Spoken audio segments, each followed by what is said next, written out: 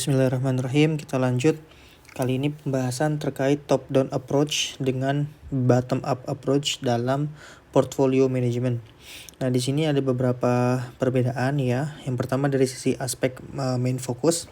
Kalau top down approach ini adalah strategi dari atas ke bawah, artinya kita melihat kondisi makroekonomi terlebih dahulu. Lalu kemudian kita lihat industrinya, baru kita milih sektornya, baru kita milih stoknya.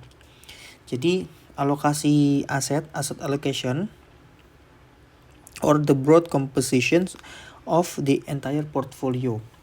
Di sini kita fokus kepada broad composition of the entire portfolio, which is the major determinant of overall performance. Jadi kita melihat dulu tadi ya, GDP-nya berapa di sebuah negara. Oke, misalkan GDP-nya itu aman ya, aman tuh misalkan pertumbuhannya stabil, lalu inflasinya stabil, baru kita lihat sektor-sektor mana yang punya growth yang paling tinggi di situ gitu. Nah, itu top down. Tetapi kalau misalkan bottom up, dia ini lebih kepada single stock ya, dia langsung kepada satu stoknya. Stok yang ada gitu ya, yang dia langsung lihat mana yang under value di sini, mana yang harga pasarannya tuh lebih murah dibandingkan dengan yang seharusnya gitu, dengan harapan nanti di masa yang akan datang harganya akan naik dan dia bisa jual gitu ya. Nah, itu main fokus perbedaan dari top down dan bottom up. Selanjutnya dari sisi resiko, top down ini merupakan natural way to establish portfolio with a level of risk yang consistent with your risk tolerance gitu ya. Nah, jadi dalam pendekatan top down gitu ya, dia tuh akan menyesuaikan resikonya ya secara alamiah, secara natural dengan risk tolerance kita gitu ya. Ini bisa, contoh misalkan risk tolerance kita adalah konservatif, ya kita akan menyesuaikan lebih banyak naruh di saham, di obligasi dan di emas gitu ya. Tapi kalau kita agresif ya kita akan lebih banyak naruh di saham yang growth-nya tinggi ya, meskipun itu volatil. Tapi kalau bottom up ya, ini bisa jadi nanti kalau kita beli nih misalkan saham under value 1, saham under value 2, saham under value 3 gitu ya. 1, 2, 3 ini ternyata semuanya under value betul, tapi dia terletak di dalam satu sektor yang sama. Misalkan sektor konstruksi gitu ya. Sektor konstruksi. Nah, yang ternyata sektor konstruksi ini ya, misalkan kemungkinan besar di kemudian hari ada masalah. Nah, kalau udah begini jadinya ya, resiko kita akan meningkat berkali-kali lipat. Kenapa? Karena mungkin bisa jadi stok 1, 2, 3 meskipun under value dia korelasinya positif yang tinggi gitu, misalkan di atas 0,5. Ya, maka kemudian portofolio kita ya jadinya inconsistent dengan risk level kita gitu ya. Kita pengennya moderate gitu ya, moderate, tapi ternyata hasilnya adalah resikonya adalah agresif gitu ya, agresif. Nah, makanya ini tidak sesuai atau inconsistent. Nah, disadvantage-nya, kerugiannya kalau top down, kerugiannya kita bisa jadi may forfeit the potential higher return from identifying and concentrating in undervalued security sector in the market.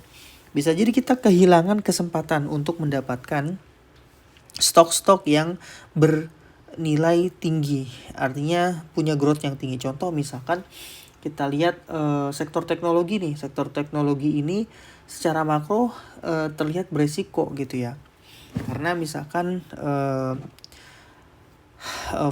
volatilnya terlalu tinggi gitu ya. Tapi ternyata ada satu stok yang tinggi, yang tumbuhnya pesat banget, contohnya Nvidia itu kalau saya lihat di atas 1500% ya dalam 5 tahun. Nah, itu kita bisa jadi kehilangan itu. Nah, tapi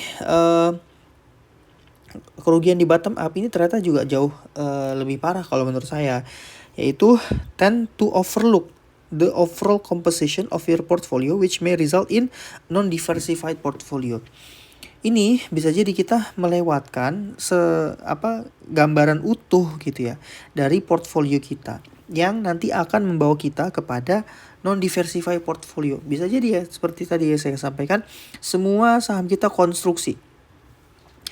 Kalau misalkan kita naruh semuanya di saham di konstruksi, bisa jadi kalau konstruksinya kenapa-napa, ya kita akan ambrol semua gitu ya. Saham kita akan runtuh semua. Jadi tidak ada diversifikasi di sini kerugiannya. Ya kalau kita fokus di bottom up.